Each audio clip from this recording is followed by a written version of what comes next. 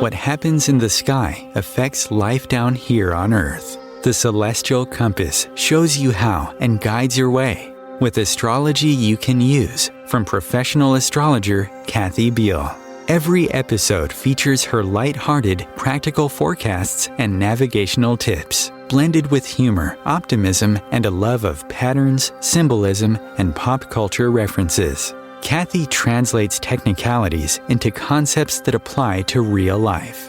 You'll learn how the current moment ties to where we've been, from the recent past to cycles that last happened years ago, and get a look at where we're heading. And much more, from special topics to special guests. The Celestial Compass, enlightening, entertaining, and empowering. Here's your host, Kathy Biehl. Greetings, Earthlings. This is Kathy Biehl of EmpowermentUnlimited.net, and today we're going to have fun, which fits with part of the theme of the month. May is finally going to break us out of a lot of the lethargy and confusion and what day is it that we've been living in for at least a month, at least all year. A lot of energy is moving into the sign of Aries. Starting today, Venus, which rules our social mode, going into Aries, into Huntress mode. And next week, Jupiter, the planet that expands everything it touches, goes into Aries, and the general atmosphere really starts to catch on fire. And toward the end of the month, Mars, god of war, planet of push, also moves into Aries, which he happens to rule. So it's going to be a really, really hopping month. Add to this that we are currently between eclipses in the signs that pretty much embody money and power. Eclipses always bring big revelations, giant plot twists, big course corrections, and in between eclipses, Mercury is going retrograde, also bringing lots of information to light, giving us many opportunities for do-overs, and then bringing a little bit of the flavor of confusion and what day is it back into our lives ever so gently. You can read a lot more about all of this in my forecasts at OMTimes and my site, EmpowermentUnlimited.net, which also has weekly podcasts. But now to the main course. We are today going to dive into two of my absolute favorite topics, and I think they are special to an awful lot of you as well: tarot and food. What can be tastier? We have today one of the co-creators of another food-related deck. This is my second one that I get to talk about, the Pasta Tarot, and our guest is Jeff Petriello, who is a game designer, producer, and educator based in New Jersey. He currently teaches design at the NYU Game Center in Brooklyn. The Pasta Tarot combines his love of all things queer and Italian-American with over 2 decades of tarot practice. Welcome, Jeff. Hi, thank you so much for having me, Kathy. I really appreciate it. Oh, this is going to be great. Can you tell me about your background with cards? How did you get interested in cards? So I kind of have like 2 tracks there that lead into this project. I have a love, first off, of traditional playing cards that started when I was a little child playing with my family. It was always something that I really enjoyed doing with my father, a lot of my cousins when we go on camping trips and stuff.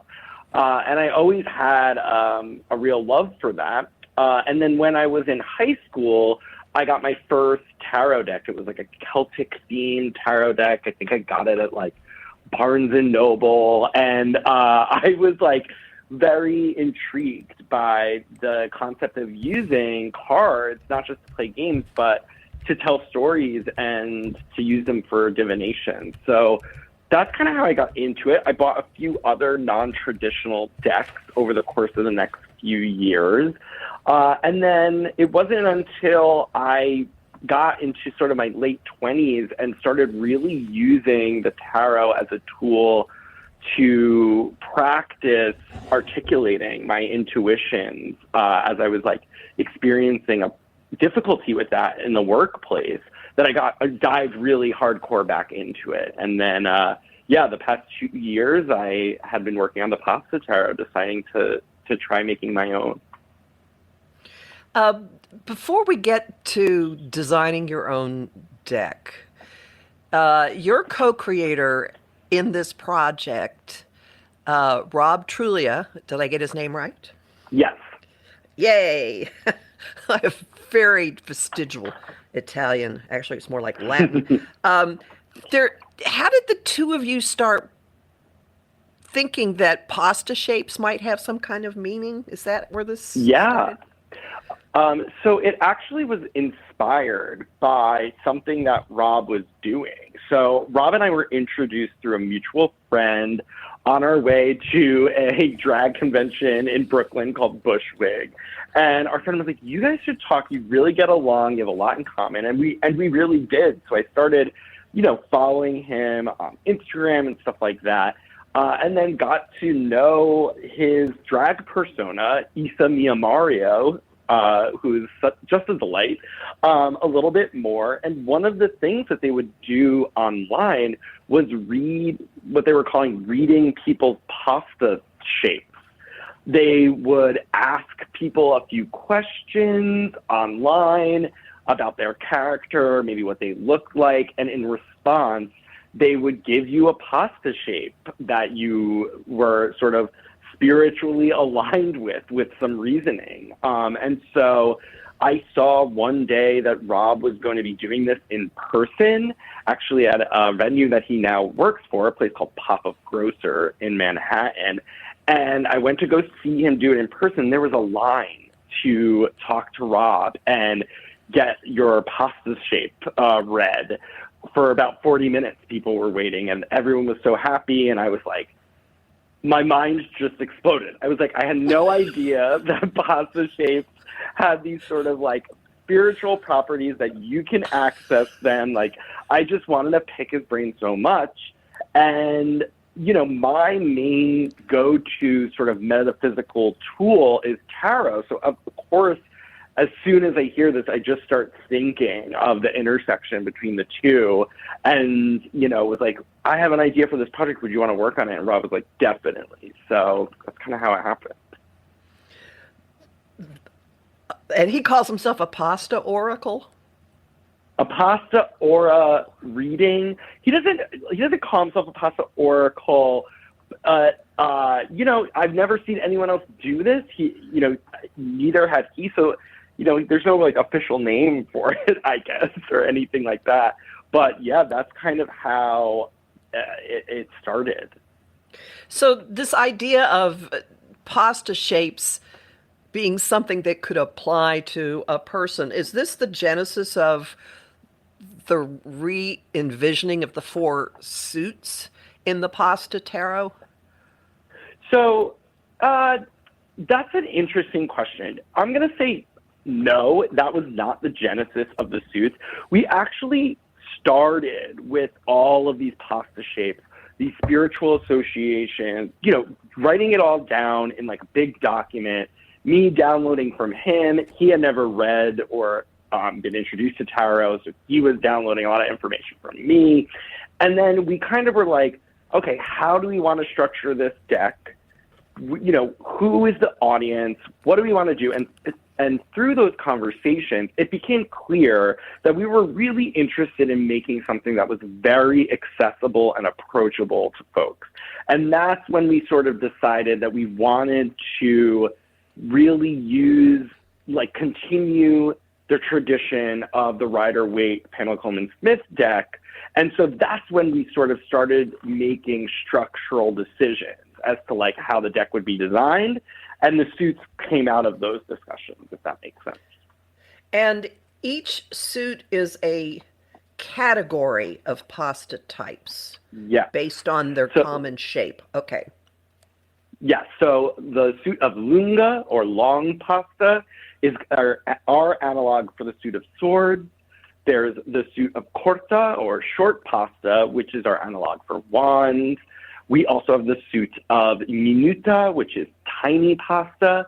That's going to be the analog to your suit of pentacles or coins.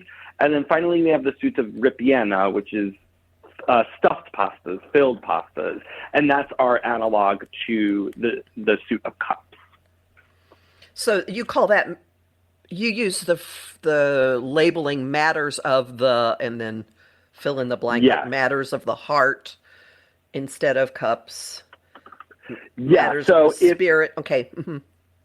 Yeah, we have a small, brief booklet that comes with our deck.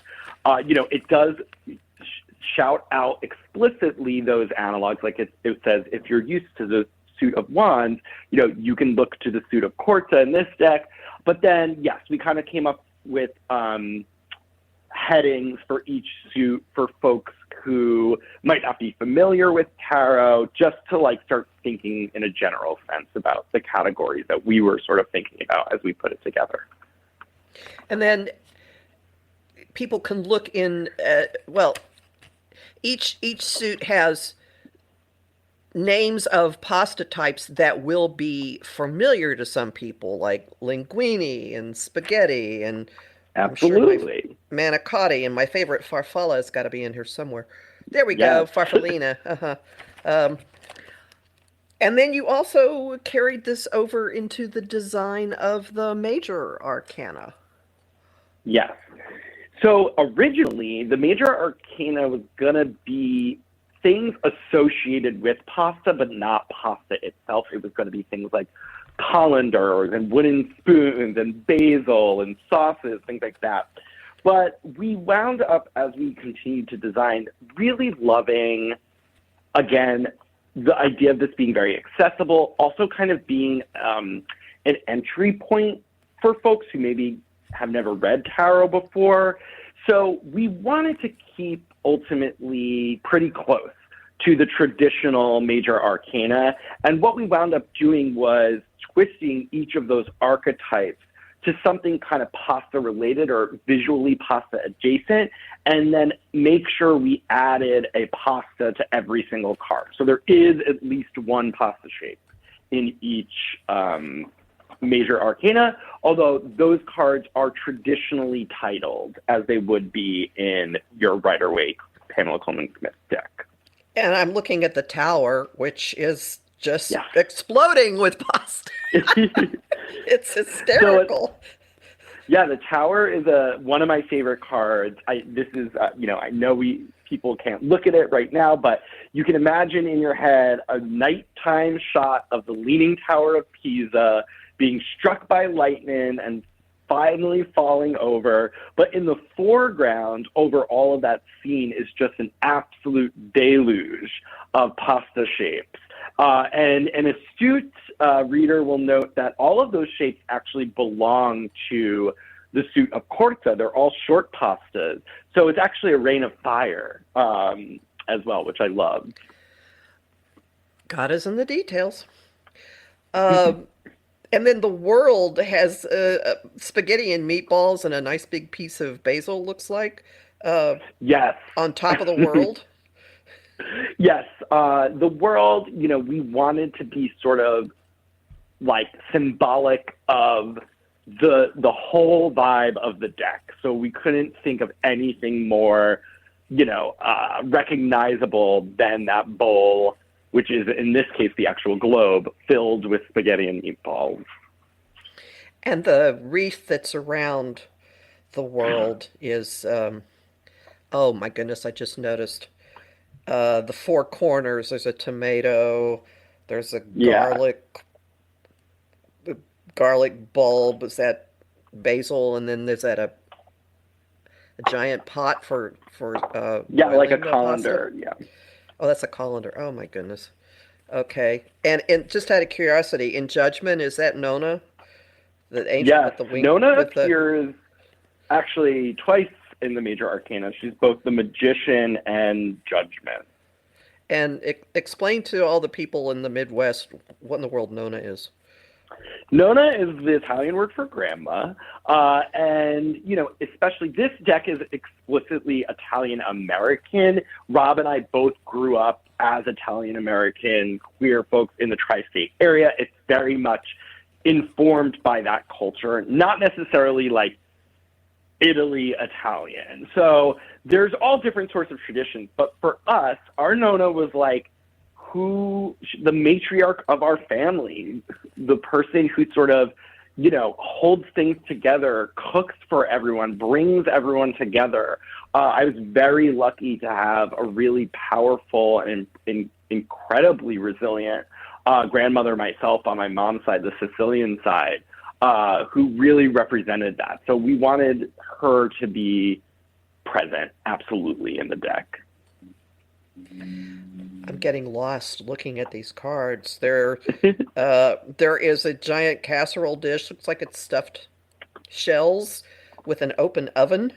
And some of the shells have fallen onto the open oven door. This would, of course, be the 5, well, I would say cups, but you tell me how to pronounce this. Yes, Ripienna? This is an analog for the 5 of cups. So it's our suit of Ripienna, the stuffed pastas.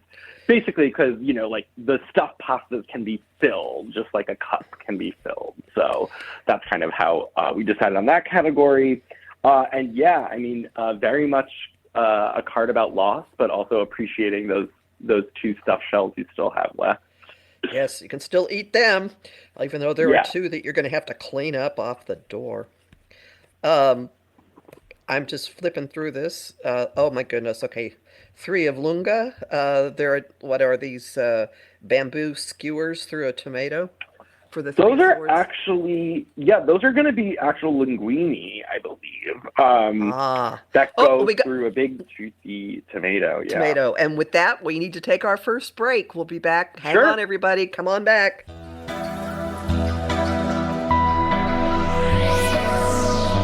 The cutting edge of conscious radio, OMTimes Radio, IOM FM. Being a radio host on IOM FM allows you to build your show on a rich platform with the power of the internet to fulfill your outreach goals and connect with a very specialized and global online audience, unlimited by time and distance. OMTimes Radio will provide you with web relevance, a recognizable conscious brand, and with the standard of excellence that has accompanied every single OMTimes endeavor. Host your show with OMTimes Radio Network.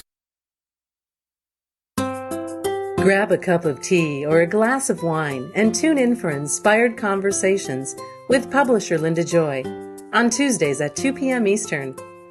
Linda creates sacred space for leading female luminaries, empowering authors, heart-centered female entrepreneurs, coaches, and healers. A soulful venue where guests openly share the fears and obstacles they've overcome, wisdom and lessons learned, and the personal journey that led them to the transformational work they do in the world. Inspired Conversations to empower you on your path to authentic, soulful living. Want help with your own celestial compass? Visit my site, empowermentunlimited.net, for Astro Insight forecasts for each week, month, and new and full moon. Want to explore the personal impact? Make a decision? Understand another person? It is possible. Click the Services tab to book a personal session with me. That address again, empowermentunlimited.net. Coping-19, brought to you by CDC and the Ad Council. If you're feeling increasingly lonely right now, you're not alone. It's totally normal. Even though we may not be able to get together in person, connecting virtually with friends and family still gives you a chance to interact with people and may help raise your spirits. Join a virtual book club, set up group text chats, or online video coffee breaks with coworkers. Find more self-care and coping tips at coping-19.org. Welcome back to Celestial Compass. Today we're talking with Jeff Petriello about the deck he has co-created, the Pasta Tarot. Did you test drive these images? Did you do like mock-ups of the deck and try it out with different people or even just yourself? Yeah, so the illustrations are all done by an incredible artist named Lindsay Mound, who my co-creator, Rob, found online and picked out for her really strong figure work. We just absolutely loved how she was really adept at depicting folks of all different genders and ethnicities, and it really seemed to jive with the vibe that we were going for the deck. So we reached out to her, and thankfully she was interested in the project. So we didn't really test images out. This was really kind of a project that we did out of passion. So our funds were limited, and we were very gracious that Lindsay was even willing to do such a big project, considering, what we could give up front. And so it was very much just like a lot of design work to sort of to really provide a very explicit blueprint of what symbols, what imagery, what visual references we wanted for each and every card. So we delivered to Lindsay like a very robust spreadsheet with all of that information, visual references, the aspects of the traditional cards we wanted to preserve, new things that we wanted to inject from Italian American or queer culture. And she delivered on those. There were some cards that we did maybe a round or two of feedback depending, but it was pretty limited. It was really, I think, possible because we had such a strong vision from the beginning of what we really wanted. And she was a great collaborator in that sense to be able to bring it to life. They're very colorful, and it's really easy to tell stories looking at these images. And there are a couple of cards I want to ask you about. The Five of Quarta is an overhead view of, are these people playing cards? What's going on here? This is a poker table, and it's bird's eye view. You only really see everyone's forearms and hands sitting at this table. The pasta there is the corsetti. This is coin-shaped pasta. So each of these little circles of pasta is stamped with an image. And so that is what they are using as poker chips at this card table. So that's the design for that card. And what's going on in the Hanged Man? It looks like it's a limp noodle in kind of a question mark shape. What's going on with this? Yeah, so the story behind the Hangman is really great because it's the card that Lindsay pushed back on us the most. We had an original design for this card being a picture of the scamuzzi, which is like this type of hanging cheese that you see when you go into an Italian pork store or something like that. But one of the great things about having Lindsay work with us was, she did not grow up in the same culture as we did. So she was like, I don't know if people are going to understand this, but I do have an idea that I would like to try for this. And so the Hanged Man is the one card in the deck where Lindsay just literally drew it entirely with her own vision and came to us, and we were just like, yes, we love this. So the Hangman is a reference to the old adage of throwing a piece of spaghetti on the wall to see if it's done. So there's an old tradition of picking out one of the spaghetti strands from the boiling pot and throwing it on the wall, and if it sticks, your pasta is done. It's time to take it out. So the Hanged Man is a zoomed in close-up shot of one of those noodles stuck on the wall, but perhaps someone forgot to take it down. It's one of the most evocative cards. We get so many comments on it. I love that card. And here's one that I think will speak to many people. The Knight of Quarta. The pizza night. There's a Yes. smiling guy on a horse with a big open pizza box with a pizza in it, coming to bring it to you. Yeah, well, we couldn't do an Italian-American deck without squeezing pizza in there somewhere, but because it was a pasta deck, we didn't really know what to do, and there is this kind of like Frankenstein-esque product in the area, which is the penne pie. You can find it in many Jersey or New York pizza shop. It's a pizza pie, but they throw penne on it, whether it's penne vodka or with marinara sauce or whatever. It's pasta on your pizza. So we were like, we could show a penne pie, and then we get both the pasta and the pizza shout out that we wanted. So we know we wanted to have that somewhere. And penne is a corta. The night of corta, there's a lot of motion. He's going around a lot of different places on that horse. So a delivery boy for that, a cute pizza delivery boy was definitely something we grabbed onto as an image for that. And even though we didn't lay out exactly what we wanted him to look like, he has a striking resemblance to my ex long-term partner of 10 years. So that was also a nice thing that came up. It's definitely personal to me as well. That's sweet. Okay, a couple of more I want to ask about. I think people would immediately recognize the scene in the Six of Lunga, which is your reinterpretation of the Six of Swords. There's a gondolier and a couple of figures with giant scarves on with their backs to you, going down a canal in Venice.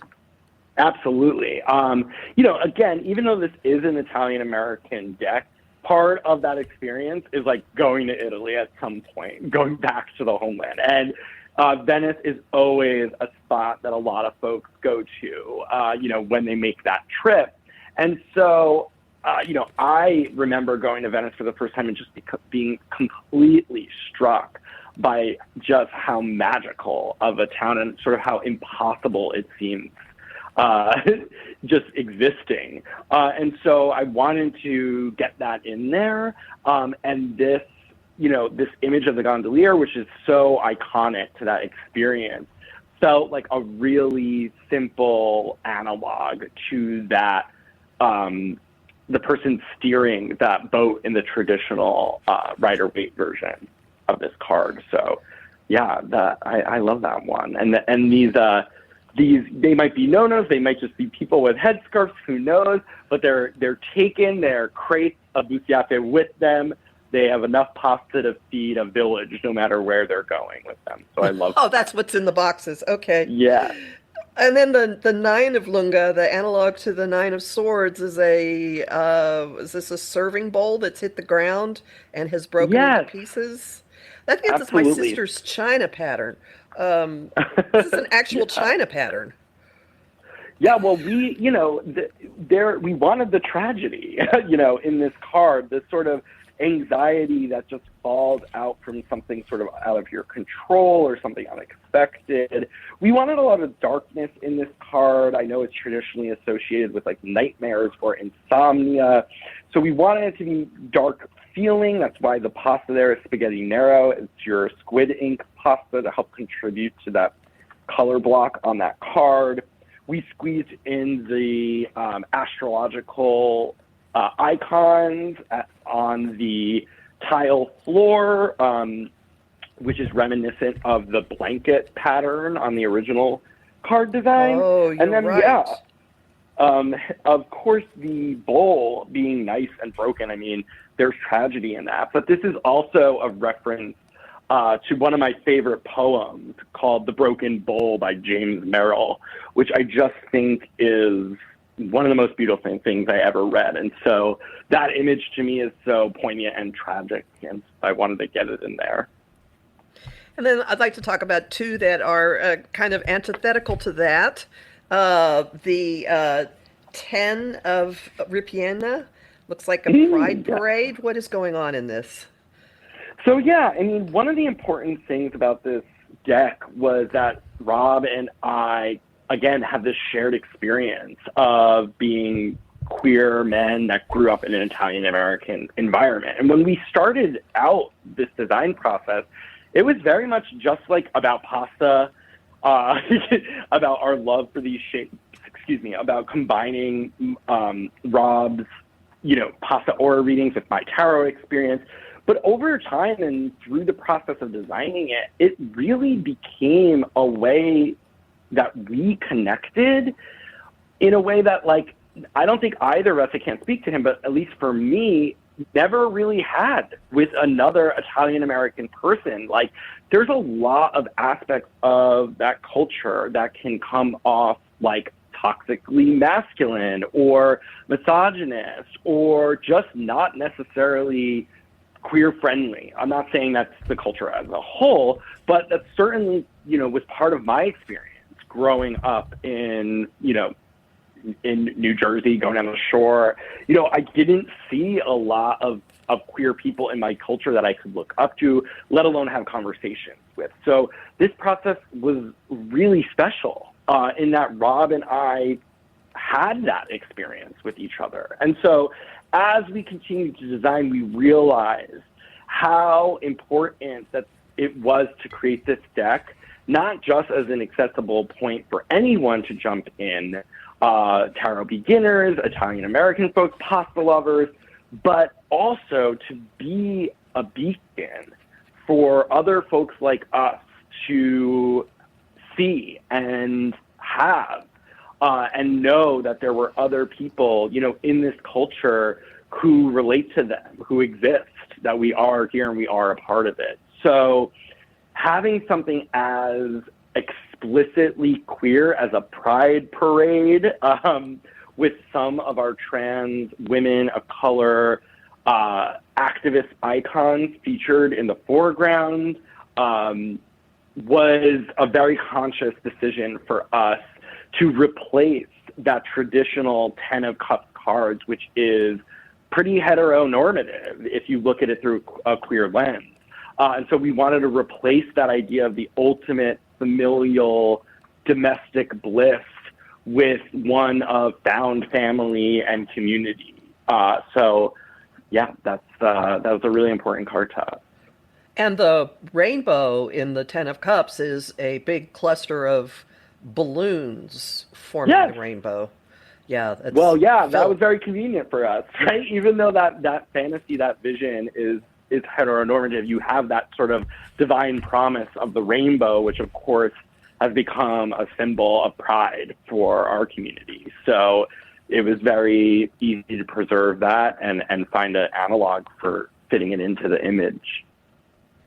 And switching gears, there are two more cards I want to talk about before we move on to my next line of questioning. Sure. The Knight of Lunga, a shirtless guy in jeans on a carousel horse. Yeah, this is a funny card. Okay, so I grew up in a big Italian-American family in the early 2000s, like the stereotypical Jersey Shore, like MTV show type person is someone that's in my family that I spend a lot of time with, that I was around. I mean, after prom, me and my friends went down to Seaside Heights, New Jersey. I mean, this type of hyper-masculine, Italian-American guy, like peacocking, is very present in my life. So I wanted that character. I wanted that archetype present in the deck. So the Knight of Lunga, very sharp with their words, maybe at their worst, felt like a natural person, to have in that card design.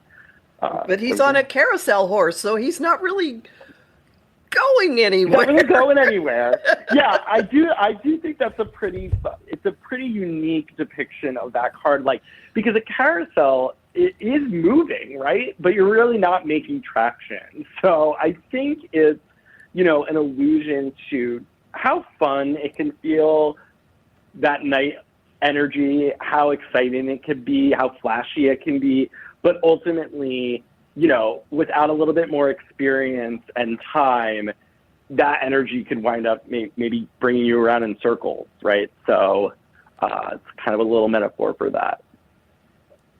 And then the last one I want to point out, the Four of Minuta, which would be the Four of Pentacles, the miser guy. Yes. A young girl with pigtails who's got a big plate of Italian cookies that she's got her arms wrapped around. And there's a little bowl of pasta before her, but she's not eating that. She does not want it, yeah. She's guarding those cookies. Absolutely. Oh, yeah, they're Italian Christmas cookies. Both my family and Rob's family cook dozens and dozens and dozens and dozens of Italian Christmas cookies every year. It's a whole thing.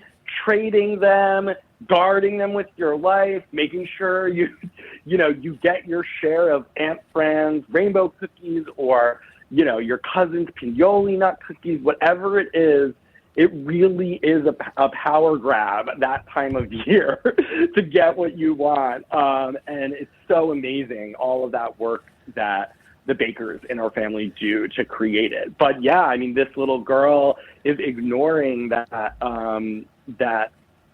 hearty soup in favor of just guarding her plate of Christmas cookies with her life. So yeah, we definitely wanted to get that in. Oh, and with that, we're going to take our second break. Everyone, hang on. We'll be back really soon. Bringing a more conscious lifestyle to your world. OMTimes Radio. IOM FM. OMTimes Magazine is one of the leading online content providers of positivity, wellness, and personal empowerment. A philanthropic organization. Their net proceeds are funneled to support worldwide charity initiatives via Humanity Healing International. Through their commitment to creating community and providing conscious content, they aspire to uplift humanity on a global scale. OMTimes, co-creating a more conscious lifestyle. How would you like navigational tools you can use on your own? Visit my site, empowermentunlimited.net, and click the Shop tab. There you'll find lots of talks and guides explaining the big influences at work now, like Saturn in Aquarius and Uranus in Taurus. You'll also find a variety of guided visualizations for relaxing, clearing your energy, or getting to know planetary archetypes. That address again, empowermentunlimited.net. My name is Victor Furman. Some call me the Voice. I've always been fascinated with human nature, spirituality, science, and the crossroads at which they meet. Join me Wednesdays at 8 p.m. Eastern on OMTimes Radio, and we'll explore these topics and so much more on Destination Unlimited. If I could be you, and you could be me, for just 1 hour. If you could find a way to get inside each other's mind. Walk a mile in my shoes. Walk a mile in my shoes. Walk a mile in my shoes. We've all felt left out. And for some, that feeling lasts more than a moment. We can change that. Learn how at belongingbeginswithus.org. Brought to you by the Ad Council. Walk a mile in my shoes.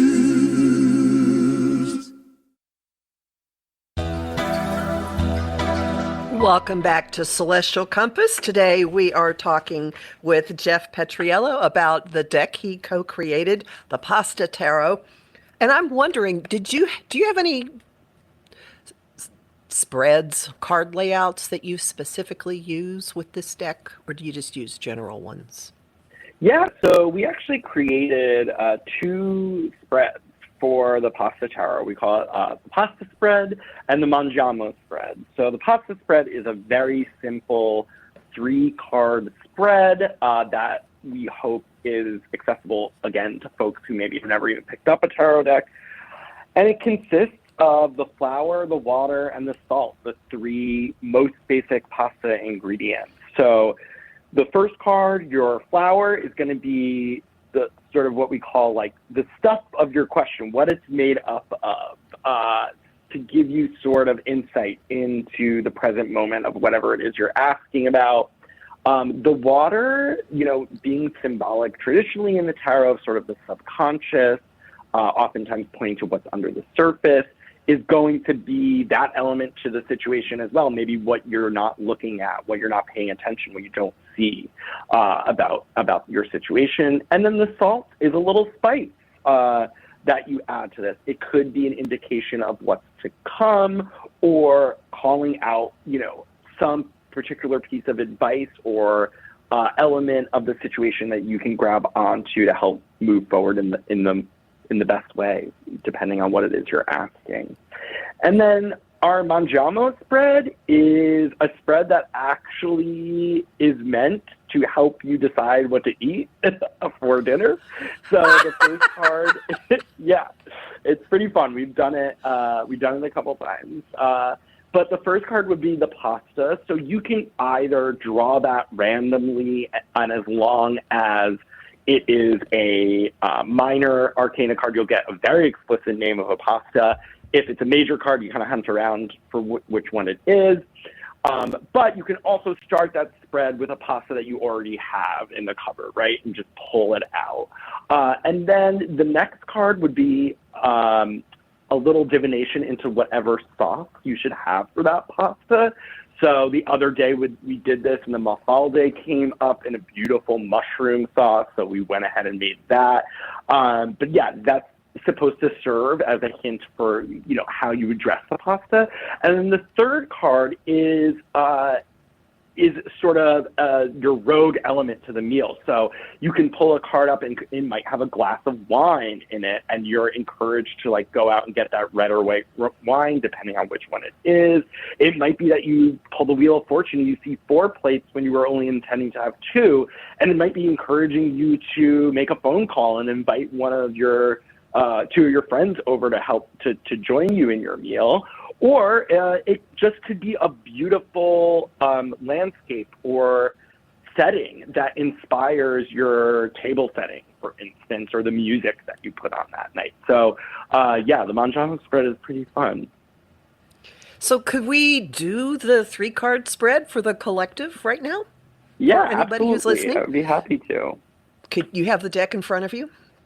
I do. I thought you might. Yeah.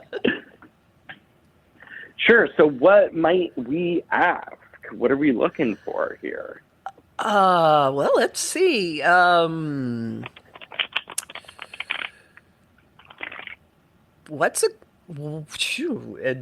Getting advice for the month, advice for 2022? Yeah. Well, we have some really strong astrological things happening this month, right? So I know there's an eclipse, right, in Scorpio around the 15th or something like that.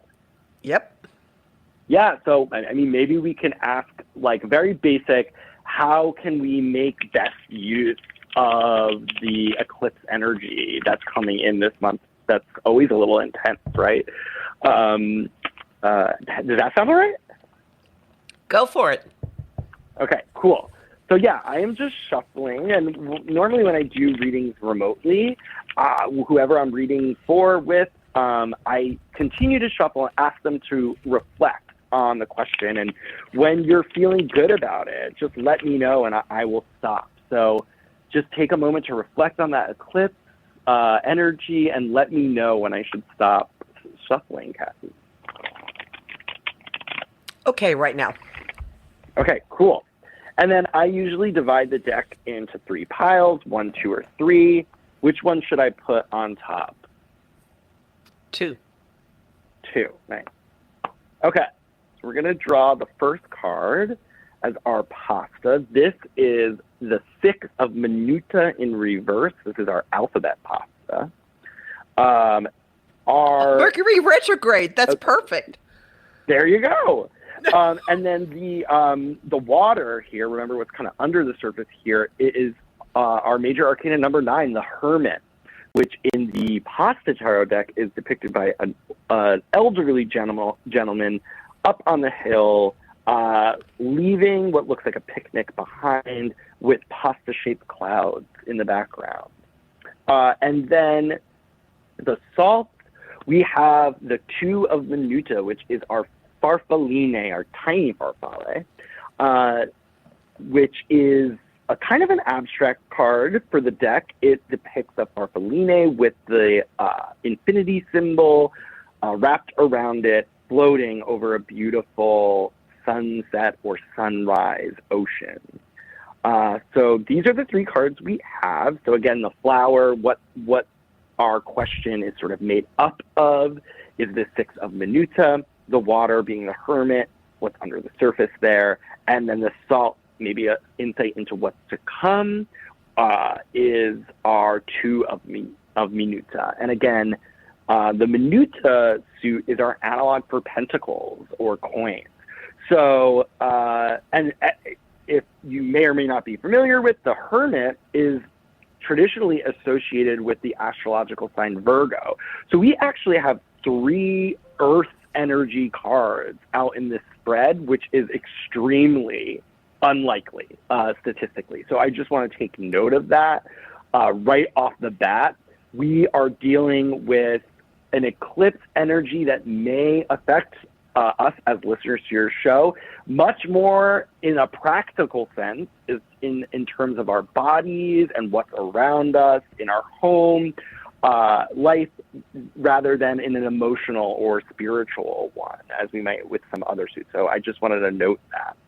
And then, yeah, our first card here, the flower, the Six of Minuta, is in reverse, right? And the Six of Minuta, the Six of Coins, is traditionally depicted as someone who is giving coins to some beggars, right? In the pasta tarot, it depicts someone ladling alphabet pasta soup into a bowl for some folks who are waiting for it in front of them. So one interpretation could be like, this is someone at a soup kitchen, or maybe it's someone who's prepared a big meal for a really large family who's finally getting to serve it, right?